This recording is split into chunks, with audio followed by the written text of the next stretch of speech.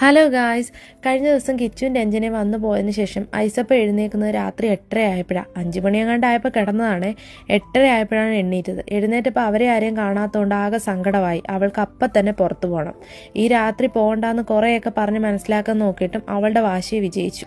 അങ്ങനെ എന്താണെങ്കിലും ഇറങ്ങി. വലിയ ചൂടൊന്നും ഇല്ലാത്തതുകൊണ്ട് കുഴപ്പമില്ല കേട്ടോ. പക്ഷെ നല്ല തിരക്കായിരുന്നു. ഈദായതുകൊണ്ടായിരിക്കണം നല്ല തിരക്കാണ് ഈ ടൈമിലും. ഷോപ്പുകളിലൊക്കെ കയറി തുടങ്ങിയപ്പോൾ ഐസപ്പൻ തനി സ്വരൂപം കാണിക്കാൻ തുടങ്ങി. ഓരോന്നൊക്കെ പെറുക്കിയെടുക്കാൻ തുടങ്ങി. അതങ്ങനെയാണല്ലോ, എല്ലാ തവണയും വലിയ ഡീലൊക്കെ വെച്ചാണ് പോകുന്നത്. പക്ഷെ അവിടെ ചെല്ലുമ്പോഴത്തേക്ക് തനി സ്വഭാവം പുറത്തു വരും. ഒന്നെടുക്കുമ്പോൾ മമ്മി ഇത് വേണ്ട, മമ്മി അത് മതി. അതിപ്പോൾ പിള്ളേരെല്ലാം അങ്ങനെയാണല്ലോ, പറഞ്ഞിട്ട് കാര്യമില്ല. എന്നാണെങ്കിലും ഞങ്ങളൊരു ചായയൊക്കെ കുടിച്ച് പതുക്കെ നടന്നു. കുറച്ചൊക്കെ നടന്നു കഴിഞ്ഞപ്പോൾ ഐസപ്പിന് ക്ഷീണമായി തുടങ്ങി. എന്തേലും കഴിക്കാൻ മേടിച്ചു കൊടുത്താൽ അതൊന്നും അവൾക്ക് വേണ്ടതാനും. അതിൻ്റെ ഇടയ്ക്ക് കുറച്ച് പിള്ളേർ അവിടെ കളിക്കുന്ന കണ്ടപ്പോൾ അവളുടെ സൈക്കിളും വേണമെന്ന് പറഞ്ഞിട്ട് അങ്ങനെ നിന്നു. അതിൻ്റെ ഇടയ്ക്ക് ആ പിള്ളേരുടെ ഒരു ബ്രദർ അവൾക്കൊരു ഐസ്ക്രീമും കൊണ്ടു കൊടുത്തു. അതും കഴിച്ചു. ആ പിള്ളേരെല്ലാം സൈക്കിളിന് വേണ്ടിയിട്ടാണ് നിൽക്കുന്നത്. ഐസപ്പം വിട്ടു കൊടുക്കോ? അതൊക്കെ കഴിഞ്ഞപ്പോൾ ക്രിസ്പി ചിക്കനിൽ കയറി ചിക്കൻ കഴിച്ചു. രണ്ടുപേരും കഴിച്ചു. എനിക്കാണെങ്കിൽ ഉറക്കം വന്നിട്ടും വയ്യ. ലേറ്റ് ആയതുകൊണ്ട് ഞാൻ പിന്നെ ഫുഡും കഴിച്ചില്ല.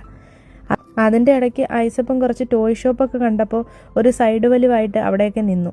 ആൾക്കെല്ലാം ഒന്ന് തൊട്ടും തലോടിയൊക്കെ നോക്കണം. വാങ്ങണമെന്ന് വലിയ ആഗ്രഹമൊന്നുമില്ല.